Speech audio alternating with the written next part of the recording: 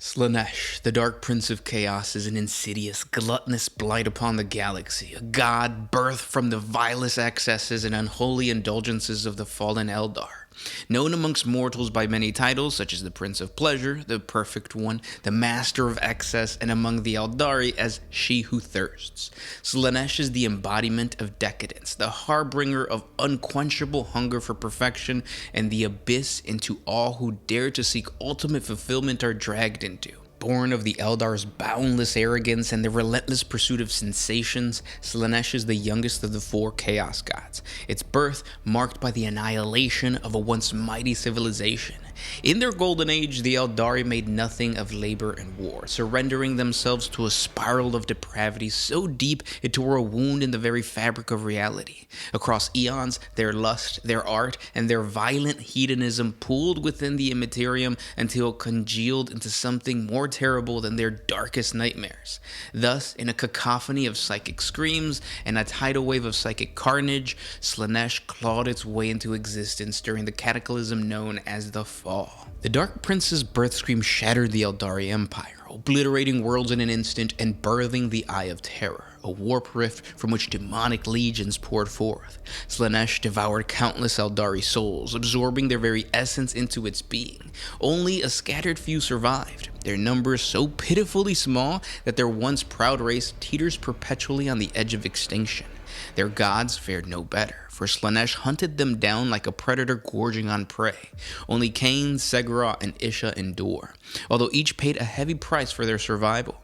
Even now, Slaanesh's talons reach deep into the souls of the Eldar, an unrelenting predator that feeds on their very slips into decadence. Slaanesh is no mere god of pleasure. It is the incarnate apex of obsession and excess. From the warriors seeking the perfect kill to the artists crafting the ultimate masterpiece, all are potential prey for the Prince of Chaos. It whispers sweet poisons into the hearts of mortals, urging them to take one more step towards ruin, to embrace their darkest desire, and to surrender their will for a fleeting taste of perfection. Those who falter are consumed, their souls dragged screaming into the Dark Prince's realm, an endless nightmare where every sensation is magnified to exquisite, unbearable agony. And that's what we're going to take a look at next, the realm of Slaanesh. Found within the turbulent maelstrom of the warp is what Imperial savants call the Palace of Slaanesh, a realm created and maintained by the Prince of Pleasure himself.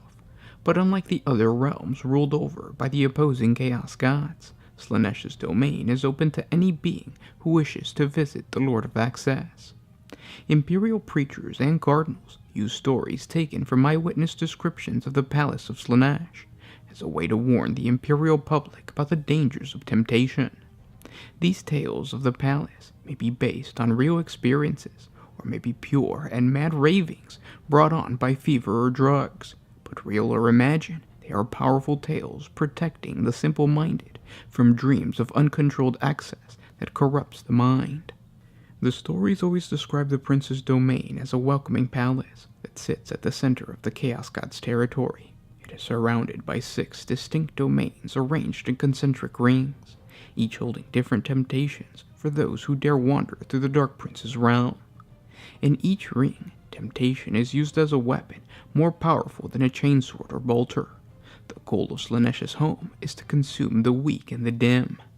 The bodies of those who succumb to the temptations of the Dark Prince's realm are consumed by the land itself or turned into statues that beautify the view for others. The souls of these lost and damned unfortunates feed Slaanesh's insatiable hunger. He invites them in so that they might sustain him and his realm. Those who pass early tests may catch Slaanesh's eye, giving him some amusement for a time as he watches them resist, only to inevitably lose themselves to one seduction or another. Those rare few who have made it to the outer walls of the Palace of Pleasure may be graced by the visit of the Lord of Excess himself. None have ever made it into the palace itself, unless Slaanesh wishes it, for all who have looked upon his perfection have fallen to their knees and given themselves over, mind, body, and soul, to this dark magistry. The first of Slaanesh's treacherous domains is the realm of excess of riches, a place that confronts visitors with spectacles of riches beyond their wildest dreams. They tell of trees, grass, and other plants made from living gold. Gentle breezes cause the grass to shimmer like the waters of an ocean under a noon sun. As the wind passes over the blades of grass and through the branches and leaves of the trees, it takes on a voice that beckons all to take as much as they want and more. The mountains that rise up on the horizon reflect a glorious warm light, letting all who see them know that they too are formed from gold. Pathways from the fields are paved with cobblestones, not of granite and shale, but of ruby and emerald. At the edge of the path, loose gemstones and gold nuggets sit, waiting for anyone to pick them up and slip them into their pouch. Wandering souls ensnared by this domain would do well to recall the legends that say if those who line their pockets with these treasures were able to take their eyes off the objects of their desire, they would note that not all they see was shining. Dull bits of bone and other remains are plentiful here. These are all that is left of those who filled their pockets, pouches, sleeves, and boots with so much gold that they collapsed under the weight of it. Unwilling or unable to let the riches go, they died where they fell, smiles on their faces despite their impending ends. If an intruder is able to pass through the golden fields without succumbing to greed, he is next confronted with a lake so vast its shorelines fade to nothingness in the distance. The only other land to be seen is a smattering of pale islands, connected to each other by a network of bridges. The finest wine serves as water in these lakes, but no cups wait to be filled. The bouquet of wine is strong, pleasant, and enticing. Words from fiery sermons begin to fade in the face of such serenity. Most visitors take very little time before they give up on the idea of cups, and fall to their knees to drink directly from the lake. Head swimming with delightful intoxication, many continue to drink until they slip into the water and sink below the surface, never to be seen from again.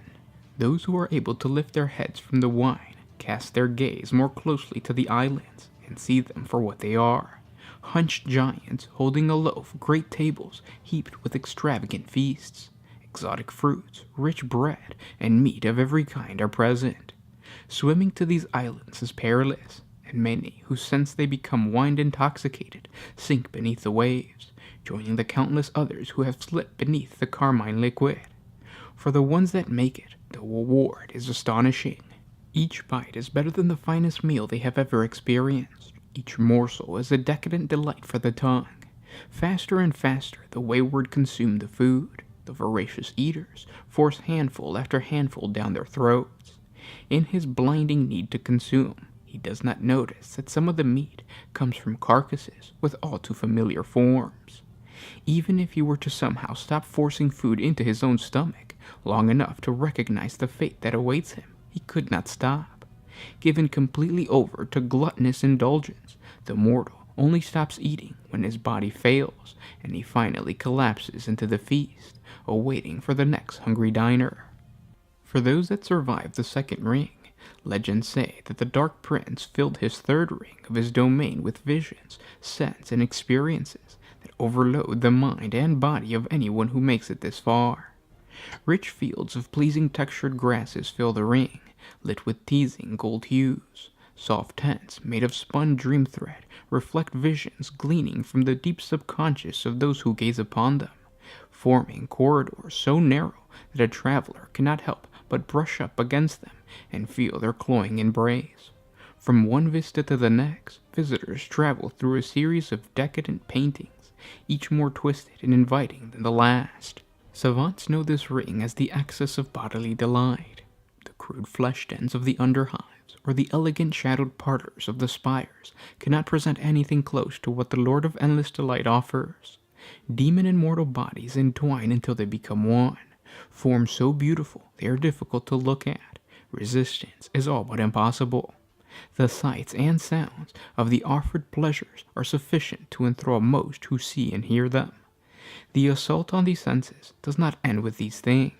The air hangs heavy with intoxicating musk, so rich and pervasive that it penetrates the flesh of all those who pass through it, quickening the heart and opening the senses further than thought possible. Thus stimulated, flesh becomes hypersensitive to even the most gentle breath of air or tender caress. A mortal in this state is easy prey for the purveyors of delight that surround them.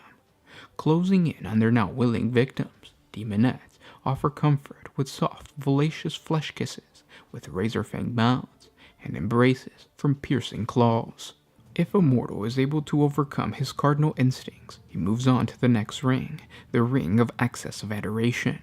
For each visitor here, the experience is unique, though there are many commonalities. Mass throngs may greet a soldier, cheering his name and erecting statues in his honor.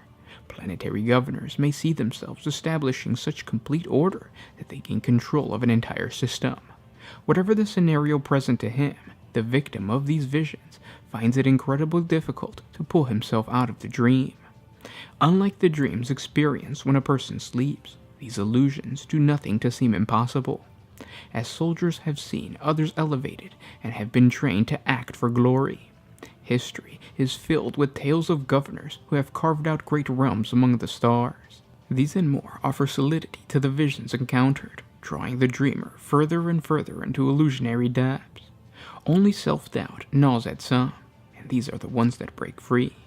When they do so, the dream shatters, revealing, if only for an instant, a vast plain of black sludge. Upon it, heaps of bones are buried beneath the bodies of millions of others, standing and lying in the burned ash, still trapped in their own individual delusion. The unsettling image flashes by in an instant, and the traveler is confronted by the traps of the next circle.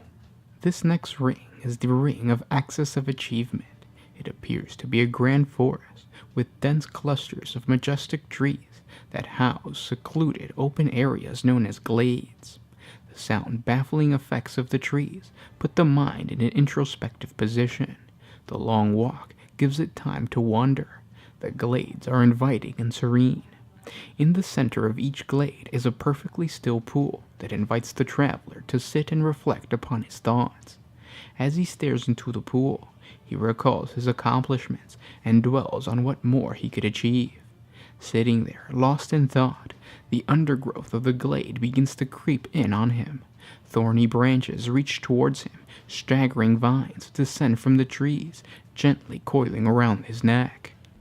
As he closes his eyes and imagines himself striking down legendary foes, conquering galaxy-spanning civilizations, or negotiating heavily favored wars of trade, the water of the pool rises up and takes the shape of whatever represents defeat for the dreamer. Sensing something is amiss, the ensnared visitor opens his eyes and is confronted by a vision of shame and defeat, just before the branches of the vines rip off his flesh and choke the air from his lungs. The sound of his final scream, stifled by the lack of air, is a delight for the prince of painful raptures. An incredibly small number of travelers resist the temptation to dream and are spared the torment of confronting their failings. They rise exhausted by their trials and pass into the sixth and final realm that stands between them and the palace of pleasure. Upon emerging from the delightful torment of the previous 5 domains, anyone who could resist the seduction placed before them at this point would surely become legend. This is the Ring of Excessive Repose. Awaiting the beleaguered travelers is a vision of sublime peace. All struggle is surely a thing of the past, all torment a distant memory. Here is a beach of softest sand, warmed by the rays of a golden sun. Gentle breezes push scattered clouds through the perfectly blue sky. Music is carried on those same breezes, soothing the spirit. The ground itself rises up and caresses the body of the weaver wanderer. Cherubims begin to remove armor plates and burdenous belongings, coalescing from the salted mists of the waves that break on the shore. Figures with placid features and soothing hands approach and rub tired muscles. The memories of the arduous journey fade into nothingness. Peace is the wanderer's at last. It is peace eternal, if the will is not strong enough to snap consciousness back to reality. Determination sends the placid apparition screaming back to the sea. Resolve collects the displaced armor and other possessions. Herculean efforts forces the few strongest invaders to rise up and approach the final destination. The palace of pleasure lies ahead, and surely any who could pass through the 6 trials is prepared for what awaits. A determined warrior, demon or mortal, who survived the predations of the 6 circles and their inhabitants, would naturally assume that the palace of pleasure, Slaanesh's residence and seat of power, would be defended with legions of daemonettes and fiends. Surely his keeper of secrets would confront any invader that made its way to the Dark Prince's abode. Thick walls must surround the grounds and towers of his great dominion. Slaanesh has no need for such defenses. Any invading force, from a lone space marine to the legions of bloodletters, would find that the only guardians present would be statues of the finest alabaster and perfectly shaped trees. Confused as these warriors might be, nothing can prepare them for the presence of the master of the realm. As the invaders contemplate what they perceived as a lack of defenses, the air stills. Unseen choirs sing, and ears weep at the unholy harmonies. A god emerges from his palace, striding confidently towards the awestruck invaders. The Dark Prince smiles. It is enough to completely disarm any who stand in his presence. They are lost, and they care little of the fact. This, the tale says, is why there are no defensive walls or demonic cords. There is simply no need. Resistance, in the face of perfection, is not a possibility. What becomes of those thus ensnared is beyond speculation, and more the subject of fevered dreams. Not one soul has trotted upon the grounds of the Palace of Pleasure and returned to tell the tale. Scholars of the obscene and decadent debate not only on the fate of those who get this far, but even the very structure of the grounds and the palace itself. There being no first-hand accounts, who can say for sure what form the citadel takes? Some say the palace is a single humble dwelling, making the appearance of the Lord of Obsession even more grand in comparison. Others say it is the most opulent structure ever conceived, stretching for kilometers in every direction, including upward. Most agree that it must be magnificent. A god of excess and perfection must have a home to match. If this is correct, then the spires of gold and marble surely ring an inner courtyard wherein statues of exquisite realism are placed. These statues might be the final form of those who succumb to the disarming allure of Slaanesh. If so, then their faces would bear absolute joy. These statues would capture forever the perfect moment of grace that one would surely feel in the presence of perfection. It may be that the only inhabitants of the Palace of Pleasure is Slaanesh himself. Perhaps no demons of any kind are required to embellish the inner sanctum. Or it may be that the palace is filled with life, a den of iniquity where decadence unrivaled is played out eternally. Regardless, it is the seat of power for the Lord of Pleasure, the master of painful delight, the god of obsession. It is home to Slaanesh. Now let's take a look at the demons of Slaanesh. Amongst the armies of chaos, the legions of access are reported to be one of the most perverse, yet graceful demon forces ever encountered. With whirling claws and bladed limbs, the demons of Slaanesh march into battle with an unnatural grace. They are as mesmerizing to behold as they are deadly and corruptive. Although Slaanesh would prefer to seduce his enemies into submission, this tactic doesn't always work for the Dark Prince. When the souls of mortals need to be forcefully cut from their bodies rather than giving willingly, or a territory within the Immaterium must be fought over, Slaanesh calls upon his demonic armies, the legions of access. Although Slaanesh's forces cannot match the raw power of Khorne's cohorts, or the resiliency of Nurgle's Talibands, or the eldritch might of Tzeentch's hosts, they are possessed of a speed and lethality that is unequal in the Immaterium and real space. Each type of Legion of Access varies greatly in both composition and the tactics they employ. The Flayer Legions are given over to the wanton destruction, and their many daemonettes take great pleasure in the act. The Hunter Legions are masters at the quick kill, and are built primarily around fast-moving cavalry and chariots. They are ideal for tracking down specific quarry, for Slaanesh always collects his due.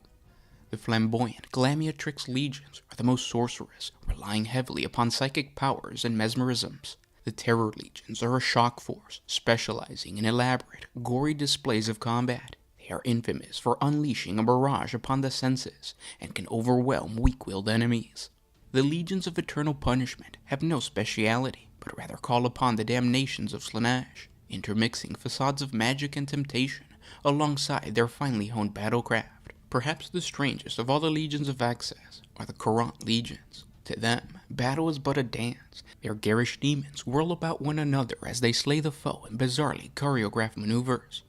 While they lack the speed and pursuit of other types of Legions of Access, the elegance and creativity with which each kill is carried out often captures the favor of the Divine Master in a way that most practical assaults could never hope to emulate. The main body of troops in most legions of Excess are the lesser demons known as daemonettes, the handmaidens of the Lord of Pleasure.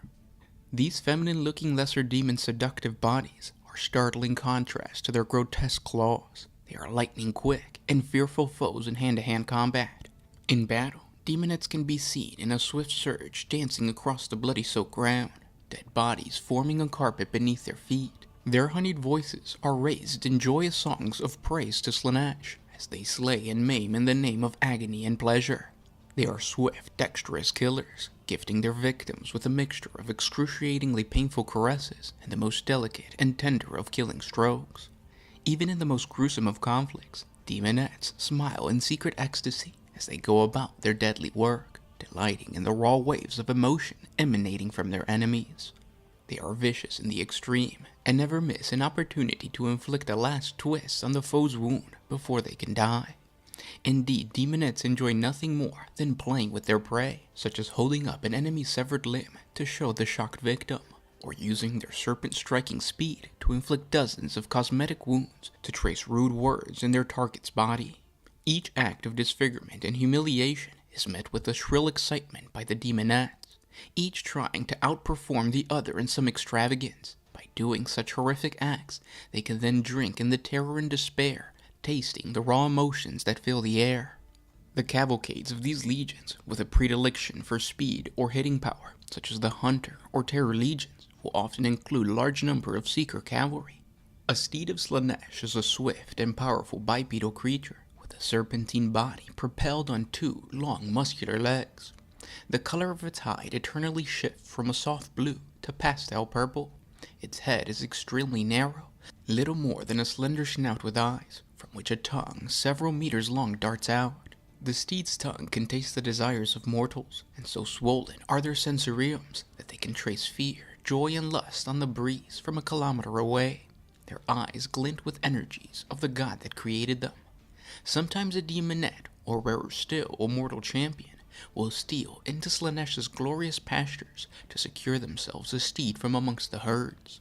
Such an endeavor is arduous, for the beasts do not tire and can run at great speeds for an eternity, if required, outpacing any pursuer.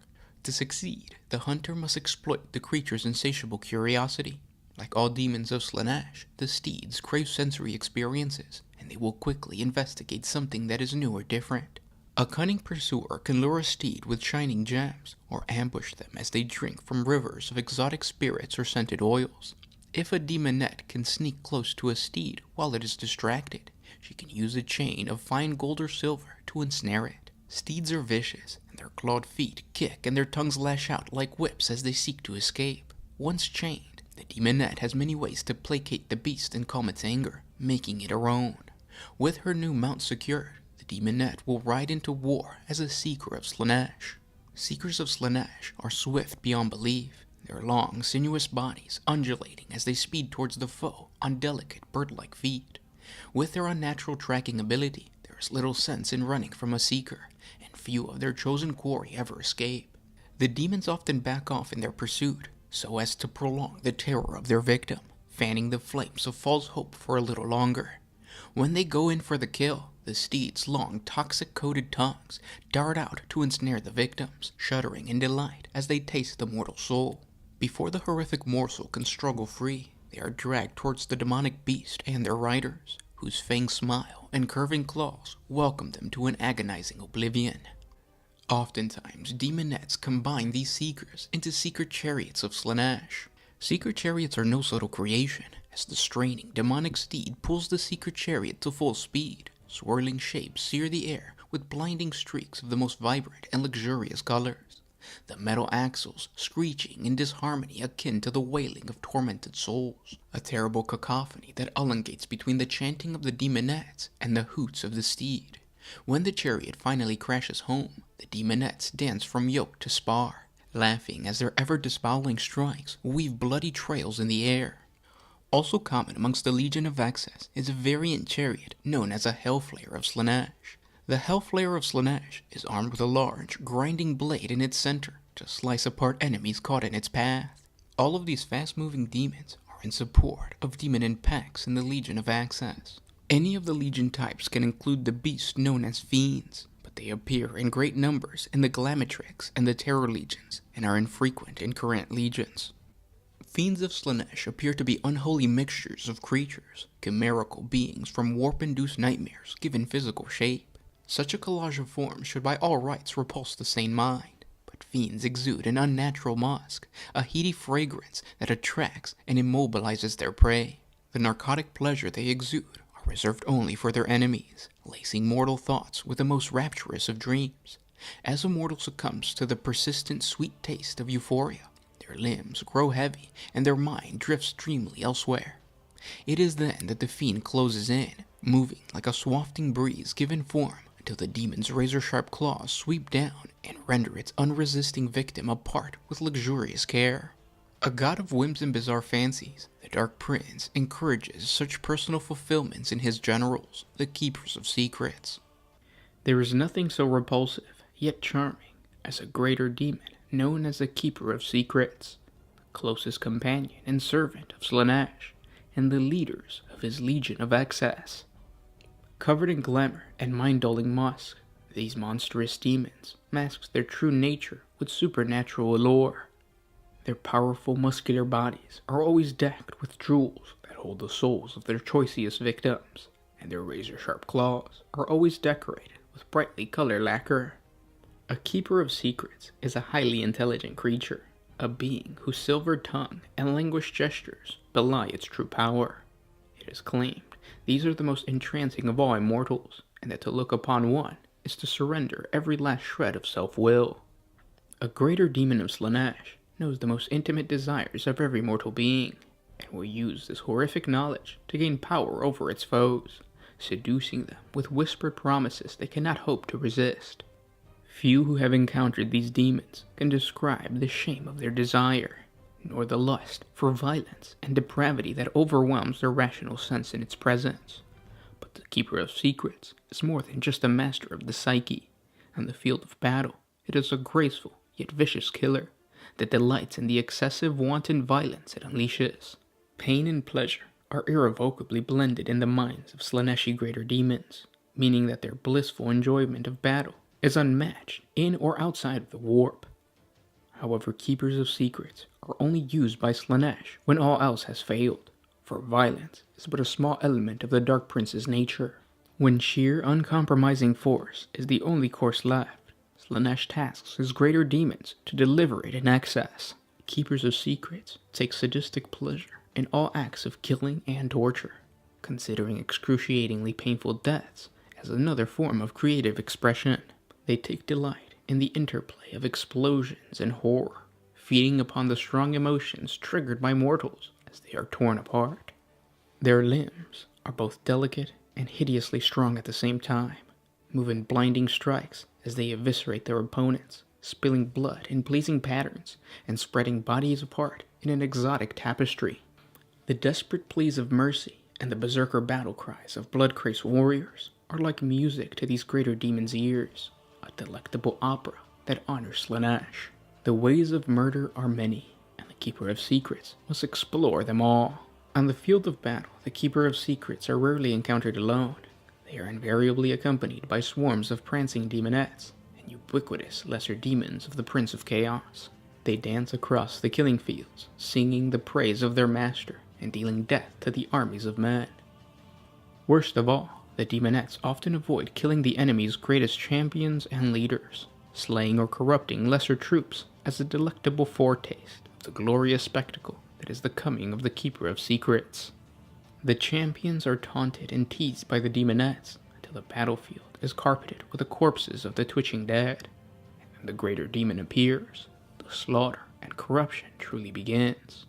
As well as being peerless warriors, a Keeper of Secrets is said to possess arcane knowledge of many mystical arts. It is said that they can hear anything that is said anywhere in any dimension, and it is this ability that earned them the moniker of Keeper of Secrets. They have also been known to trade their knowledge for gifts of services. Using the secrets at their disposal, they are able to weave intricate spells of misdirection and mystification, leading the weak to their inevitable doom, and sending the strong on fool's errands. A keeper of secrets could invade the thoughts and senses of its enemies, penetrating their every psychic defense, sending them visions of glory, stroking their egos, and stoking their innermost desires to lead the fools astray. To corrupt those warriors who are pure at heart and possess noble intent is the greatest of their skills, for they will inevitably turn every quest for glory into a sacrifice upon the altar of the Lord of Pleasure's perverse will. Beneath the Keeper of Secrets in command are the Heralds of Slaanesh. Each lead one of the Legion's subunits, known as a cavalcade. Of these formations, there are 6 in total in each Legion, for that is the sacred number most often associated with Slaanesh. These Heralds of Slaanesh are quite the generals. A Herald of Slaanesh is an elite form of a daemonette, a lesser demon of Slaanesh, the Prince of Chaos. The physical appearance of a Herald of Slaanesh is mystifying, both impossibly twisted and shamefully intriguing. The hermaphroditic form of the demon is both repulsive and nearly impossible for a mortal to turn away from. Their graceful bodies and praying voices lure wayward souls to lower their defenses and open up to the ravenous, violent consumption from the jaws and jagged claws of the ladies of Slaanesh. Heralds of Slaanesh oftentimes appear vaguely feminine, with pale, purplish skin. One of their arms will usually mutate at the elbow into a huge, crab-like pincer or other natural weapon. Like most demons of Slaanesh, heralds often have extraordinarily long, prehensile tongues, and may sport a single or multiple sets of female humanoid breasts, a particular mark of favor of the hermaphroditic Prince of Pleasure. A herald's androgynous charm is heightened by a permeating sense of flirtation. This is heightened by the strange musk that hangs about them like a cloying perfume. Yet there is something about admiring their charm that causes self-loathing amongst any who view them. Heralds possess a hypnotic glamour, an aura that disguises their true forms, rendering them as alluring visions of perfection. Though their true forms are repulsive and terrifying, their supernatural powers make them appear as the ultimate beauty and object of desire in the eyes of mortals, regardless of their species, gender, or morality. In several earlier encountered manifestations, heralds' features also included white, milky skin, bald heads, female breasts, narrow eyes, pointed teeth, and occasionally horns.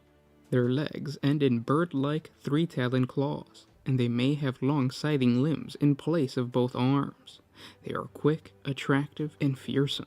More recent encounters between the Imperium and the demons of Slaanesh have seen their appearances change. They now appear more closely to be female, with tentacle-like skin, leading some savants to believe that the heralds are dictating the appearance of most daemonettes in order to cater to humans. Rather than crab-like claws of old, their talons are sickle shaped, and as a whole, they appear far more attractive and seductive than their previous counterparts.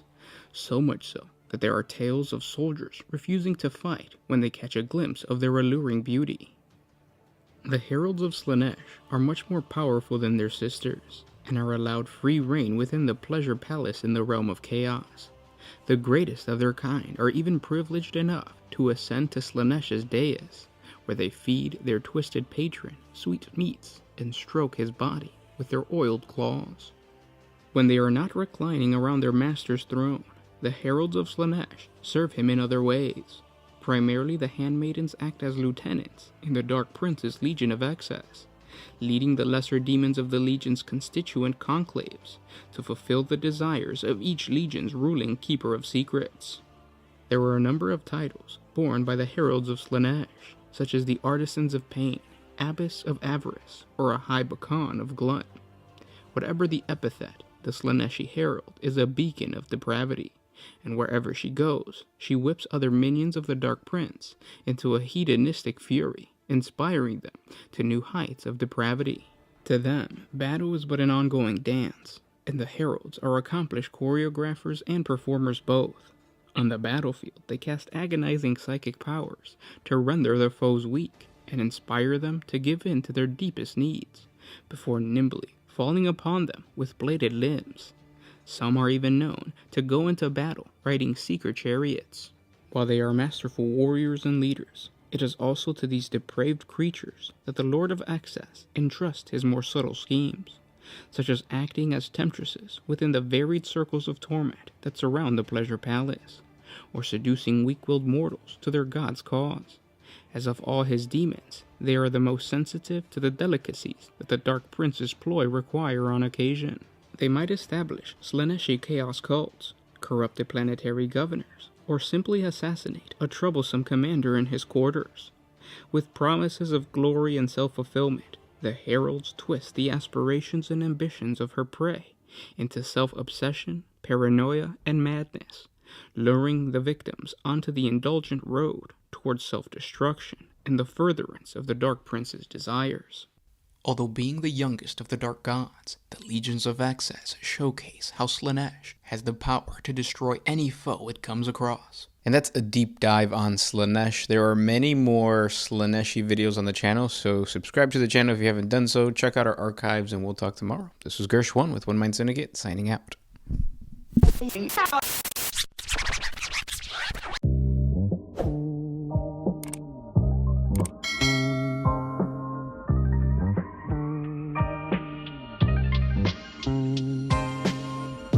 Always used to put my freedom first in any situation.